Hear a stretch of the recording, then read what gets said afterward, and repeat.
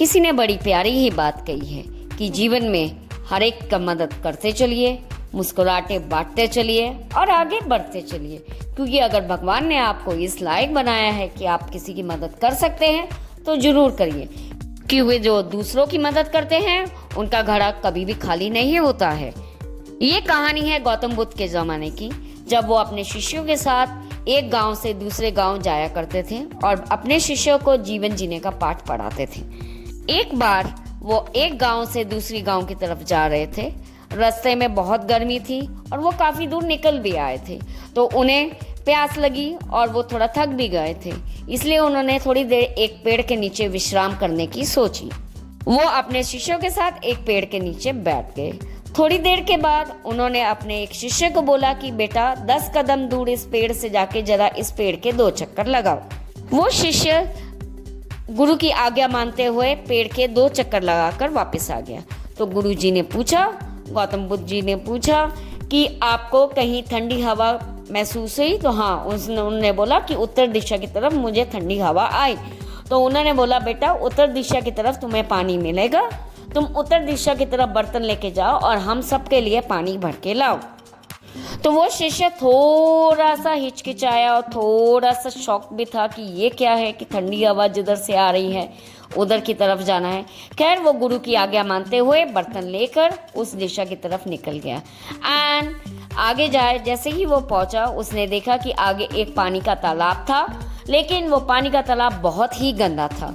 उसमें गाय भैंसें नहा रही थी, उसमें कुछ औरतें अपने कपड़े भी धो रही थी, वहाँ बच्चे नहा रहे थे और जो उस तालाब का पानी था वो पीने लायक नहीं था। जैसे ही वो ये सब देखकर और सोच रहा था कि इस तालाब का पानी मैं अपने गुरुजी के लिए कैसे लेके जाऊं, उतनी देर में किसी और ने आके अपनी भैंसें भी उसी तालाब में उतार दी। ये सब सोचकर और देखकर वो शिष्य बिना पानी लिए खाली बर्तन लिए वापस अपने गुरुजी के पास आ गया। जब गुरुजी ने बोला बेटा पानी पिलाओ, तो उन्होंने बोला, उसका गुस्सा फट गया और उसने बताया कि गुरुजी वो तालाब का पानी बहुत गंदा था, उसमें गायें भैंसें नहा रही थी, बच्चे नहा रहे थे, कुछ औरतें बर्तन और कपड़े धो रही थी, तो इसलिए मैं आपके लिए वो गंदा पानी नहीं लेकर आया। तो इसी बात पर गौतम बुद्ध ने उनसे कहा कि बेटा शांत हो जाओ और थोड़ी देर विश्राम कर लो। कुछ देर जब उस शिष्य ने आराम कर लिया तो गुरुजी ने उसको फिर से उस दिशा में जाने के लिए कहा और बोला उसी तालाब से जाओ बेटा, हमारे लिए पीने का पानी लेते जाओ। गुरु की आज्ञा मानते हुए वो शिष्य उस दिशा में चल दिया। इस बार जब वो उस तालाब पे पहुंचा तो तालाब का पानी एकदम साफ था। वो भी एकदम आश्चर्यचकित रह गया कि ये पानी इतना साफ कैसे हो गया, जो थोड़ी देर पहले ही बहुत गंदा था। उसने अपने बर्तन में पानी भरा और वापस गुरुजी के पास आ गया। वापस आकर उसने गुरुजी को पानी पिलाया और बताया कि इस बार पानी बहुत साफ था। वो इस चीज को लेकर सोच रहा था कि पानी इस बार कैसे साफ हो गया। तो यही बात उसने गौतम बुद्ध जी से पूछी कि गुरुजी इस बार बताइए कि ये पानी अचानक से साफ कैसे हो गया। तब गुरुजी ने बताया कि पानी तो पहले से ही स्वच्छ था, लेकिन इस बार जब तुम थोड़े समय के बाद गए हो तो वहाँ पे जितने गाय भैंस वाले थे, जितने लोग नहा रहे थे या बर्तन साफ कर रहे थे, कपड़ा धो रहे थे, वो सब लोग अपना काम खत्म करके चले गए। पानी में जितनी गंदगी ऊपर आई थी वो नीचे बैठ गई और अब तुम्हें पानी साफ दिखने लगा।